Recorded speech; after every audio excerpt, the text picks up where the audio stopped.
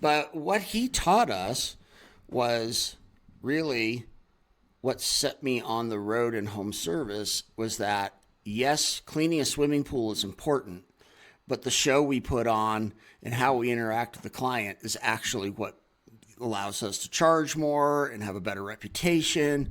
Your service can be amazing, but if your customer experience doesn't match, you're never going to work for the kind of clients you deserve to work for. Nail the experience, and your people will never go anywhere else. I just had so much entrepreneurial spirit, I just couldn't work for other people. I was not a good employee. I was the kid who in class would be like, why are we having to memorize this? This doesn't seem like it really gets us anywhere. Can't we talk about the bigger picture? So if your kid isn't crushing it academically, it doesn't mean that they're falling behind. It might mean that they're wired for something different, something bigger.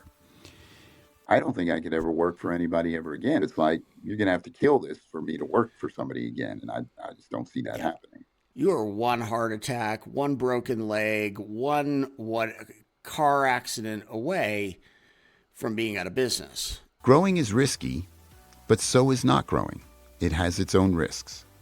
I can't tell you how many times I hear owners going like, oh, I hate my employees, or there's nobody wants to work anymore, or whatever. I mean, look, SuperTech University is a company that's literally based on our morning meeting. We had a morning meeting as a team every single day to increase engagement and have everybody feel cared for. And, I know a lot of people think that sounds like thoughts and feelings or hippy dippy, but guess what? That works. The whole reason I started a service business was because I wanted to have free time to ski and bike. That's like all I cared about, right? My goal was to be the dumbest person in the building, ideally.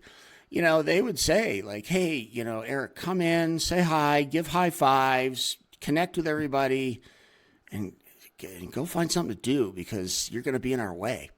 We entrepreneurs historically take very poor care of ourselves because we just work ourselves to the bone, right? We just grind and grind and grind. At 49, I had a heart attack just from stress and overwork.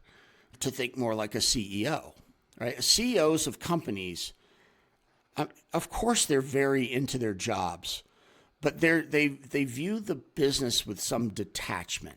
It is not their identity. It's something that they run.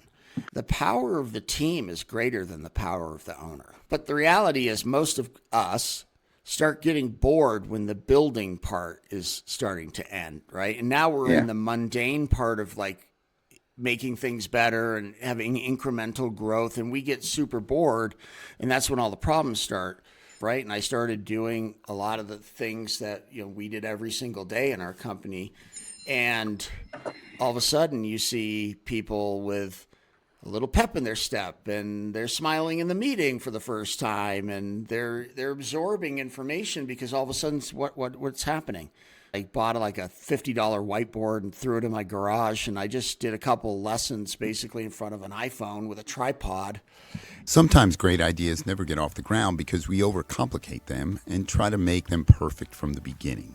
Like, we didn't know what we were doing. We had $5 microphones, but it goes back to that entrepreneurial spirit. Like, I'm not going to wait to be perfect. I'm not going to wait to learn how to be a podcaster. That's not why I'm doing this. I don't know if you've ever done this, Dave, but I certainly have. You take your best tech and go, hey, you're in charge of all the guys now, right? And no thought whether that person actually is good with people or anything like that. Because we've had the business that you didn't want to own, right? We've all had that business. And like, if I could even get one person have the business that they love to own, I feel like I was successful then.